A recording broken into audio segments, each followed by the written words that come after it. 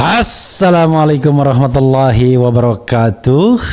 Sobat RH sekalian, jumpa lagi kita di channel yang keren ini. Keren cadas. Ya sobat RH sekalian, saya ingin membuat satu analisis terhadap putusan Majelis Kehormatan besok, dan tentu ya berbagai kontroversi yang mengiringinya ya.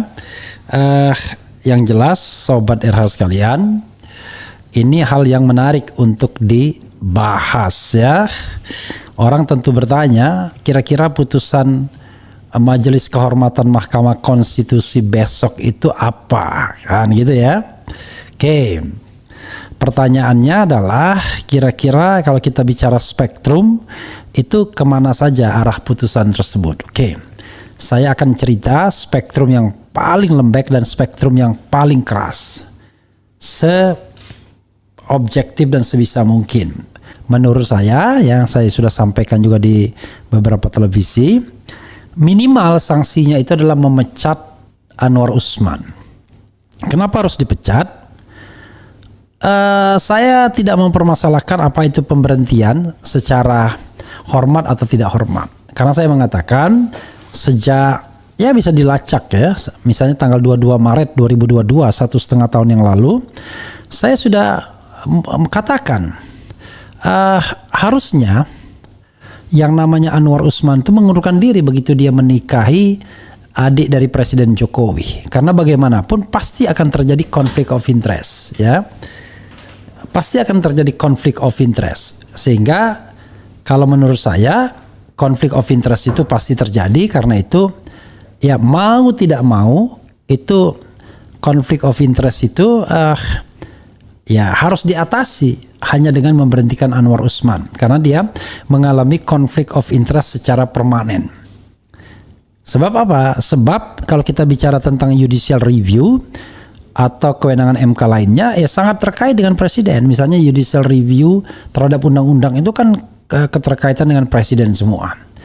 Bagaimana juga kalau nanti sengketa hasil pemilu? Karena itu cara untuk membersihkan atau mempertahankan kredibilitas MK di mata publik adalah dengan memberhentikan Anwar Usman. Itu satu. Jadi itu tuntutan minimal saya. Tapi kalau misalnya kita bicara yang maksimal, harusnya 9 hakim itu diberhentikan semua. Nah cuma memang kalau 9 hakim diberhentikan semua, kita lihat kadar kesalahannya apa, itu masalahnya.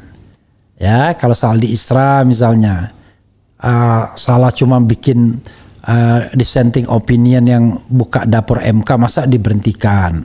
Arif Hidayat juga begitu. Demikian juga hakim-hakim lainnya. Saya tahu pasti berat kalau memberhentikan, walaupun dalam keyakinan saya pemberhentian semua hakim itu akan menyelesaikan problem trust di MK. Tapi jangan lupa, kita ini low trust society. Tidak hanya MK yang kehilangan trust, KPK iya, Presiden iya, DPR iya, DPD iya. Jadi tidak ada lembaga yang dipercaya publik lagi. Itulah tragedi negara yang katakanlah dalam masa low trust society. Karena itu saya katakan ya minimal pecatlah Anwar Usman tersebut. Oke, itu satu bagian.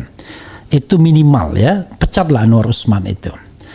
Lalu berikutnya bagaimana dengan konsekuensi putusan MK yang sudah ditetapkan? Memang menurut pasal 47 putusan MK itu final ya, dan mengikat setelah dibacakan dalam persidangan yang terbuka untuk umum, kan begitu?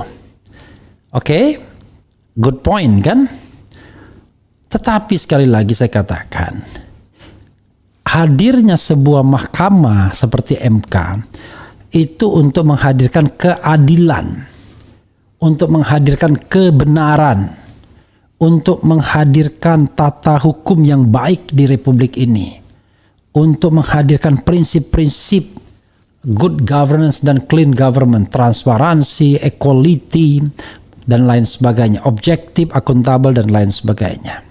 Sekarang pertanyaannya, kalau Majelis Kehormatan menemukan fakta yang unreasonable doubt, yang tidak bisa dibantah lagi bahwa putusan itu dipengaruhi oleh Anwar Usman sebagai ketua Mahkamah Konstitusi dan tidak perlu lagi dikonfirmasi hubungannya dengan Jokowi apa dan kepentingannya apa, maka masa putusan itu dibiarkan melenggang begitu saja.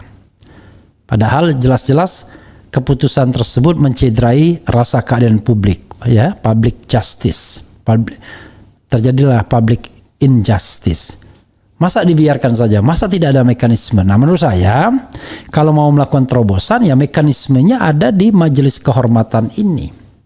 Majelis kehormatan ini saya harapkan menyatakan bahwa putusan Gibran itu tidak sah sesuai dengan Undang-Undang Kekuasaan Kehakiman. Walaupun orang mengatakan Undang-Undang Kekuasaan Kehakiman untuk Mahkamah Agung, tetapi tidak ada eksplisit seperti itu, karena kalau kita bicara kekuasaan kehakiman itu dijalankan oleh MK dan MA, ya kan? Orang tidak membayangkan bahwa MK bisa membuat putusan yang keliru dan lain sebagainya, atau putusan yang didasarkan pada suap dan lain sebagainya. Orang berpikir MK baik-baik saja dengan 9 hakim, padahal kan tidak baik-baik saja. Itu persoalannya. Karena itu mekanisme reviewnya bukan review terhadap putusan, tetapi suruh mengulang lagi tanpa adanya konflik of interest. Dan saya kira itu tidak akan mencederai kewenangan MK dalam memutuskan perkara, ya, karena yang dihilangkan cuma konflik of interestnya. Nah, setelah konflik of interest itu misalnya dengan majelis hakim tanpa Anwar Usman, ya kita akan lihat. Apapun putusannya, ya kita harus terima nantinya. Yang paling penting adalah putusan tersebut dicapai tidak dengan konflik of interest, apalagi dengan tekanan. Jadi saudara sekalian, untuk yang kedua ini, saya sebenarnya agak ragukan Jimli masuk ke ruang itu. Saya agak ragukan. Bahkan untuk memecat Anwar Usman pun rasanya saya agak ragukan. Walaupun menurut saya Jimli akan mengarah ke sana, ya, akan mengarah ke sana. Tapi untuk berpengaruh pada putusan, saya agak meragukan, apalagi Prof. Jimli sendiri punya konflik of interest. Dia putranya caleg Gerindra, kemudian dia sendiri masuk tim Prabowo secara langsung maupun tidak langsung, sehingga agak berat saya melihatnya di sana. Oke. Hal lain yang harus saya singgung, karena itu saya membayangkan bahwa putusan maksimalnya, jadi tadi saya bilang minimal, maka maksimalnya paling cuma memecat Anwar Usman saja. Itu pun sudah maksimal banget mungkin bagi seorang Prof. Jimli As-Sidiki yang kita tahu bahwa ada kepentingan ke sana. Kok tidak mempercayai Jimli As-Sidiki? Enggak, saya percaya, tapi kepercayaan kita itu harus dengan sebuah ukuran yang rasional dan objektif.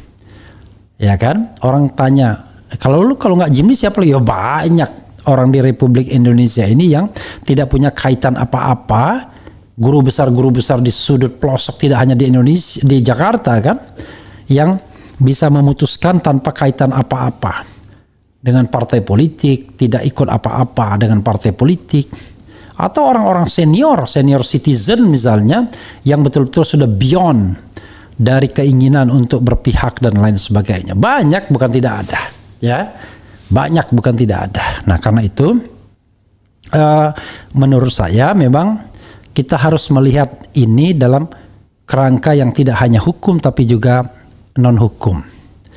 Mudah-mudahan kita pastikan Anwar Usman tidak lagi di sana, agar MK tidak terus menjadi bulan-bulanan, dan suatu saat kita harus mereformasi MK secara keseluruhan agar tidak menjadi majelis yang kiblatnya pada kekuasaan, bukan pada kebenaran dan keadilan, bukan sebagai the guardian of the constitutions, penjaga konstitusi, tapi penjaga kekuasaan atau centeng penguasa. Wassalamualaikum warahmatullahi wabarakatuh. Ciao.